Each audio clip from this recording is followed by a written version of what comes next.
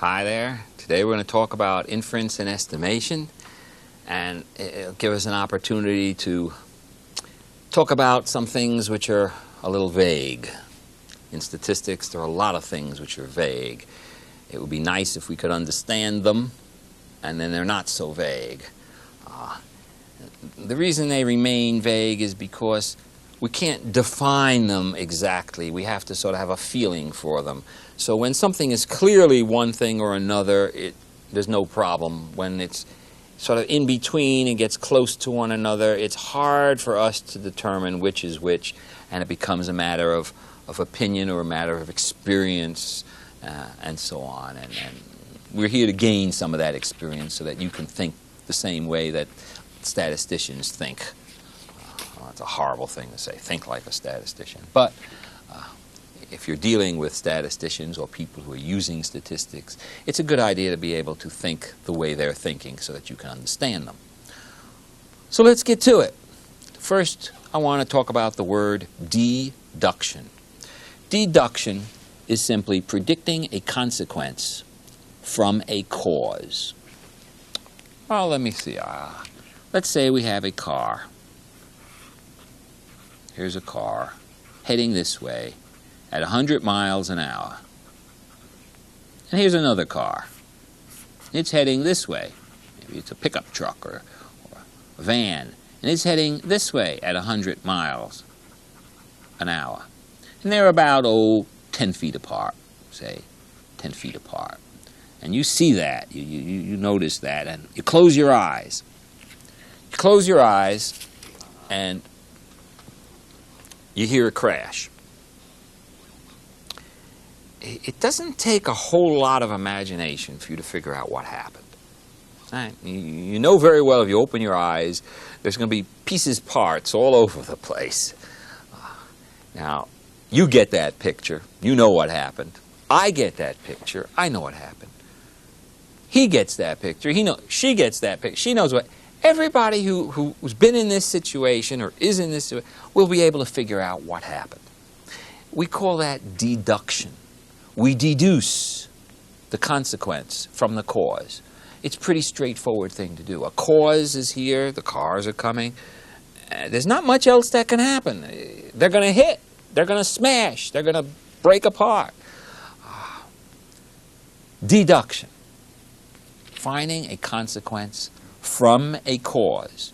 It's usually very simple, and the key that I use to distinguish it from the next thing I'm going to show you is that you take any reasonable person, and they're going to come up with the same answer. Take a bunch of reasonable people. I always say reasonable because there's always some guy who's going to say, oh, I imagine that I'm from outer space and there's a Martian. None of that. Reasonable people will say those cars have collided. There's no Martian that came in and zapped one of the car into the fourth dimension kind of thing. Those cars collided. And any reasonable person would say, yes, that's what's going to happen next. And if everybody, all reasonable people, say the same thing, there's no question in your mind. That is an example of deduction. Right?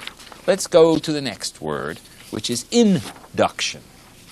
Now, in induction, we have to infer a cause from a consequence.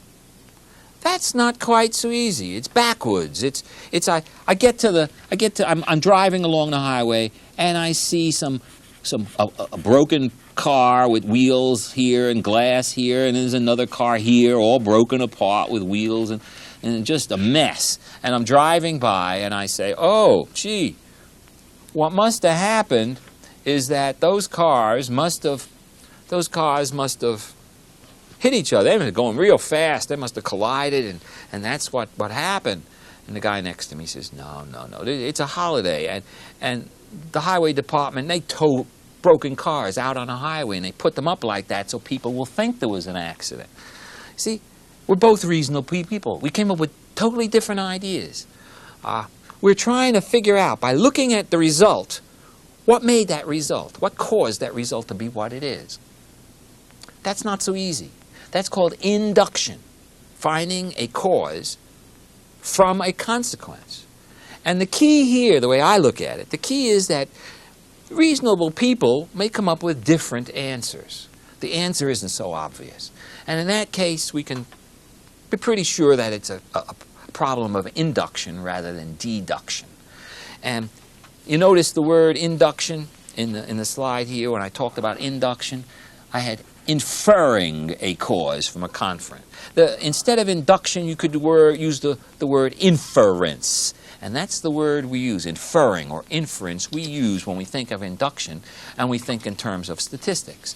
Because statistical inference, which is what we're really interested in this class, in this lecture, is inferring from data, making an inference from data, inducing, inducting. The data, see, what data is,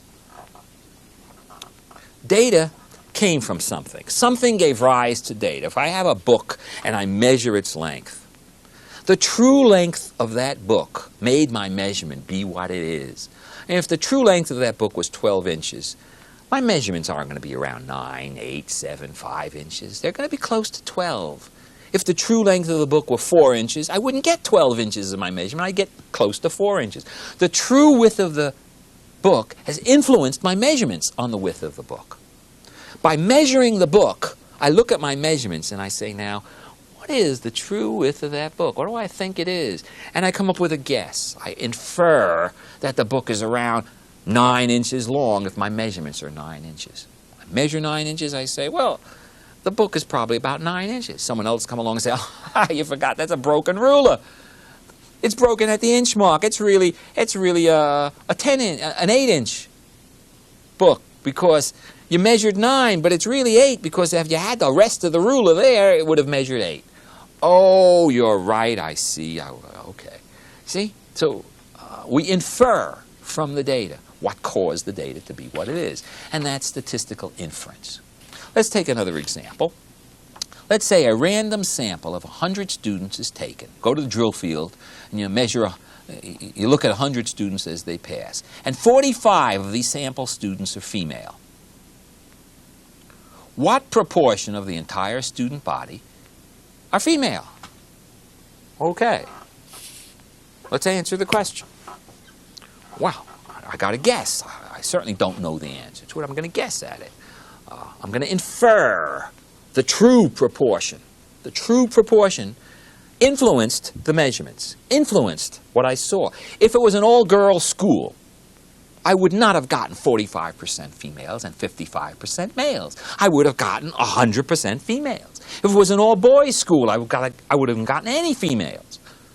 Clearly, the true proportion is influencing what I see on the drill field.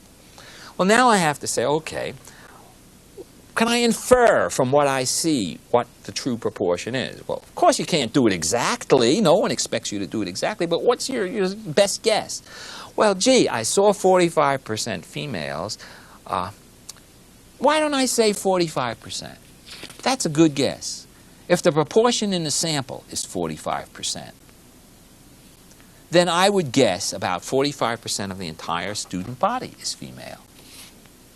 That's a good guess. That's the most reasonable guess I can think of. It's just common sense. It's a sensible thing. Okay? Now I'm going to define something for you. I'm going to define, you're going to be upset for the next minute or 2 or 3 and later on if you don't grasp the concepts that's coming now. And it's hard. It'll take a while. I'll repeat it again later in other lectures. But we're going to talk about a parameter. A parameter is an unknown quantity. Like the true width of the book is a parameter. The true proportion of females in the campus might be a parameter. It's an unknown quantity. And for all intents and purposes, we're going to assume it's going to remain unknown. And all we do, we're going to assume that that parameter is unknown. Now, in some special instances, maybe we can find out what it is, really. For instance, in the proportion of females on campus. If we really wanted to find it out, we could go to the registrar and get their files and count every single student and find out what proportion were females. Of course, we'd have to be sure we didn't make a mistake, that they didn't have an F where it should be an M, and so on. But taking care that we could actually find it out. But we're going to assume we're not going to ever know the parameter. In fact, what I like to do, and I don't want to offend anybody, but for those of us who believe in God, I like to assume that God knows the value of this parameter, the number. It's a known thing to him, but he's not telling us. We never know it. He never tells us what it is. And we're going to try and guess at it and things like that. We're going to say, well, I think it's like this, or maybe it's smaller than that, or bigger than that. But he's never going to, she is never going to tell us what the true value of that parameter is. So it's an unknown, known by, it can't vary. It is what it is. She knows what it is, but she's not telling us. Okay? If you picture that in your mind as the meaning of a parameter, I think you will grasp what's going on in all we do. Don't think of a parameter as a number which varies. It's not varying. It's not an unknown which changes. It's an unknown number which is what it is. Okay? Now, that's a parameter. An estimate. Now we're getting into statistics. An estimate. An estimate is a guess at the value of the parameter. That's what an estimate is. A guess at the value of a parameter. Now, someone says, well, how big is the book? I said, well, don't show me the book. It's 3 inches big. You said, but you didn't look. Well, I estimated. Estimate is a guess. Well, come on now. An estimate is an informed guess. You don't want to just guess. You want to be informed. You want a reasonable guess. In statistics, the guesses are not just plain guesses. They're informed guesses. They're the best guesses we can using the information we have. You don't just guess. But in essence, what it is a guess. And the reason it's a guess is because we never know whether we're right or not. So it's really essentially a guess. And yes, if I were to just say the book is 3 without looking at it, that would be an estimate. It would be a crummy estimate, but it would be an estimate. Okay? So an estimate, or an estimate is just a guess at the value of a parameter. Now, estimation, which is what statistics is about. Estimation is a statistical procedure for guessing at the value of a parameter, for getting an estimate. Estimation is the procedure we use in order to obtain an estimate, that is, a guess at the value of a parameter. And we're going to be learning lots of statistical procedures. In this class, we're going to have the things we're going to learn in statistics are statistical procedures. They're good ways of guessing, ways to beat the other guy. If you guess and he guesses and you guess the statistical way and he just guesses, you're going to do better than him. And that's really all it takes in the stock market, is to outguess your opponent just a little bit. And that's what we're here to learn, how to guess well. What kind of statistical procedures help us guess a little bit better than if we didn't use them. So estimation is the statistical mechanism for guessing, for estimating. Most of estimation is common sense. Now, I tell you that I'm a statistician, and I am telling you the truth. Statisticians are not magical people. They cannot come up with answers that no one else could get. What we do is we guess. And we use common sense and some experience. Statistical procedures are really all common sense. And we have worked with them, and we recognize them, and we remember them, and we can use them. And so we can probably guess pretty good, but not perfectly. You can guess as well as I can guess in situations where you have as much information as I have and you're familiar with it. A statistician can't really do better than you can. All he's really doing is using common sense to guess. So common sense is going to be very important in all the procedures we do. When I teach you a statistical procedure, it's not going to come out of the thin air. It's not going to, I'm just going to say, oh, here it is. I'm going to show you why it makes sense. It really makes sense. Now, not all the time. And sometimes we use this procedure for this kind of situation. Sometimes we use this procedure for this other kind of situation. And the one that makes most sense is the one we would use. But I'm going to be showing you why they make sense and how to use them, things like that. All right. let's go into our first statistical procedure. An example. Consider estimating the proportion of sugar in a patient's blood. So the doctor says, well, what parts per million of sugar in this patient's blood? Okay, so you take a drop of blood from the finger. Drop of blood is taken, and you obtain 17 parts per million in that drop of blood. You analyze that drop of blood, and 17 parts per million is sugar. Okay? So there's 70 parts per million sugar in the blood. So our best guess, obviously, using common sense, the best guess is to say the blood contains 17 parts per million of sugar. That's what would you do? What would you say? Someone wants to know what is the parts per million per sugar in the body. You prick the finger, you get a little piece of blood, you analyze it with your instruments, and of that drop of blood, there's 17 parts per million of sugar, and so you say, I guess, about 17 parts per million in the body. That doesn't mean I know it. Let's face it. Only she knows what it is. You don't know it. You are estimating it. But you have one number at your disposal. You're not going to say, well, my best guess is 20. I mean, why? You see a 17. 17 is what it was in the drop. You sort of imagine the drop being bigger and bigger, and you say 17 in the whole body. No problem. Okay? However, I don't want you to confuse the measurement with what's being measured. That 17 was in that one drop of sugar, one drop of blood. That was the sugar in one drop of blood. It is not the sugar in the entire body. However, you're guessing at the value in the body. This is a measurement of it. This is not it. This is its measurement. Okay? Now, let's say we want to do better than that. So we take several drops of blood, and this is a usual thing. We would take several drops of blood and make independent measurements. So we take, instead of one drop, we take 5 drops of blood. Let's say the measurements are 17, 15, 13, 15, 14, and 16. And we want to present the doctor with a number. We're not going to say, oh, he says, well, what parts per million blood? Oh, 17. Oh, wait a minute, 15. Wait a minute, 13. No, I mean 15. No, I mean 14. No, I'm sorry, 16. Well, we will be working somewhere else. So what we do is we take these numbers and we average them up. And the average is 15. I did it so we get whole numbers here. The average is 15 parts per million. And so we say to the doctor, we say, I believe that my best guess at the parts per million of sugar in the person's body is 15. It's 15. Okay? Why? Well, I took several measurements, and that was the average of my measurements. An average is better, and we're going to see why in a later lecture, but the average is better than any one measurement.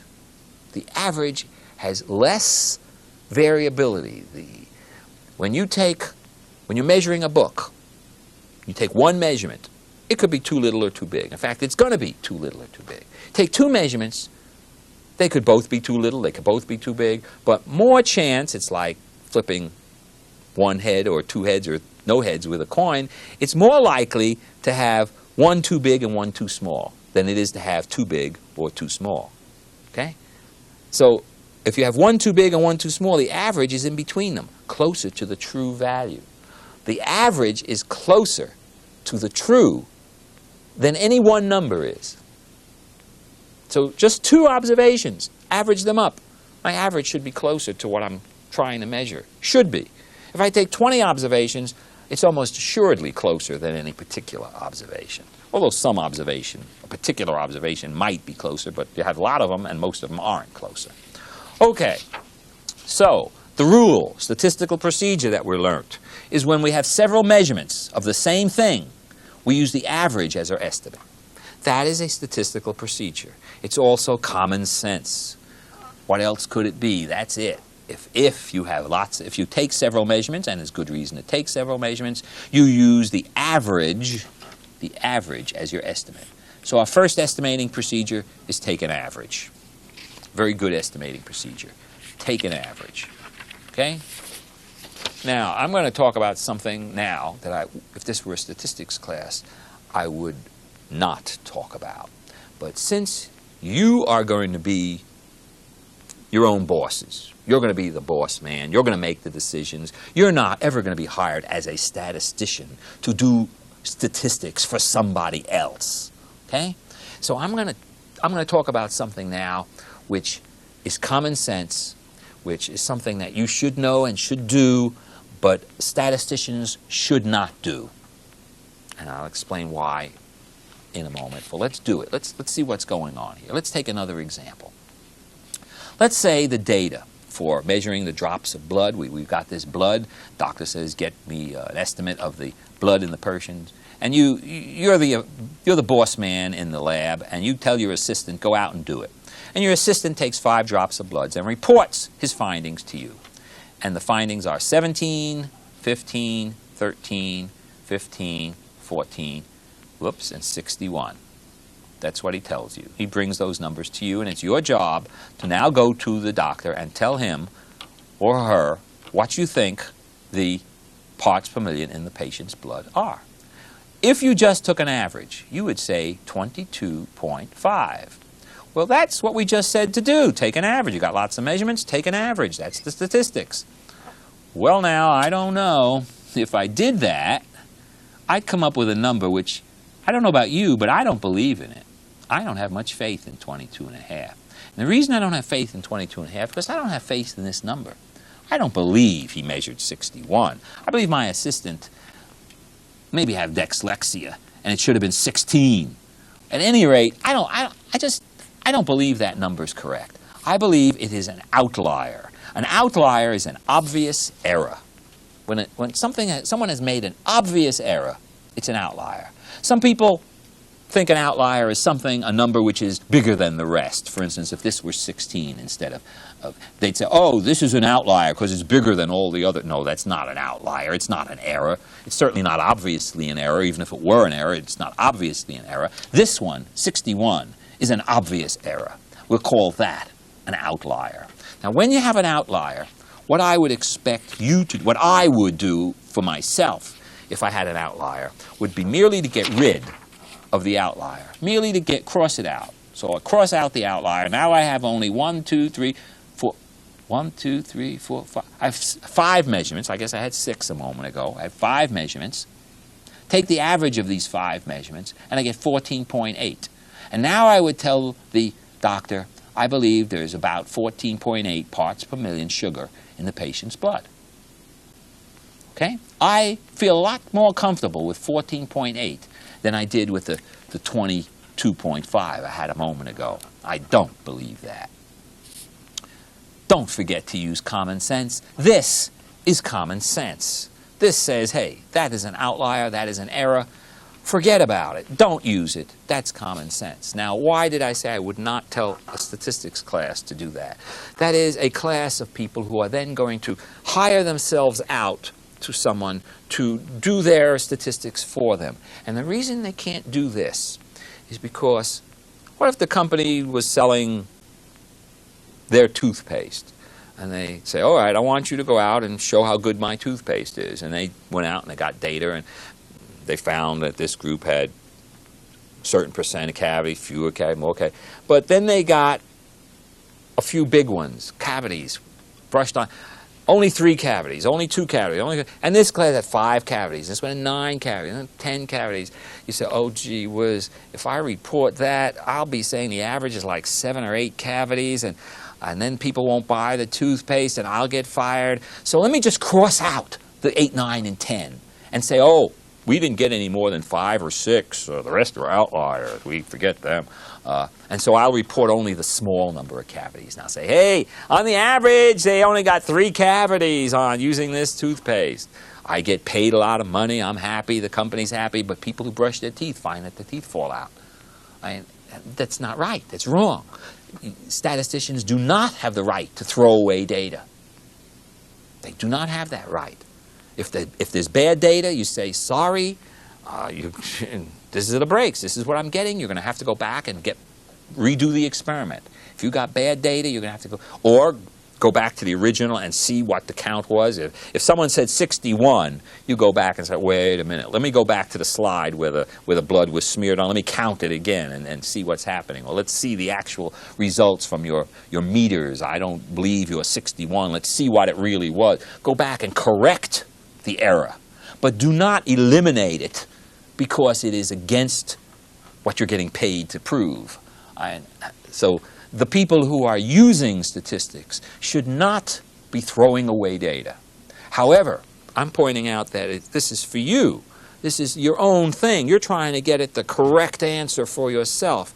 And if clearly there's a mistake here, it is not correct to leave it in. It would be more correct to throw it away. You're not trying to prove to yourself anything that isn't true. You're trying to prove to yourself something which is true. So it's all right for you to throw away outliers. Okay? Now, I hope you sort of absorbed and didn't get too offended with the use of the parameter. Remember that one. We're going to be using it over and over again. Okay? Have a good day. Bye-bye.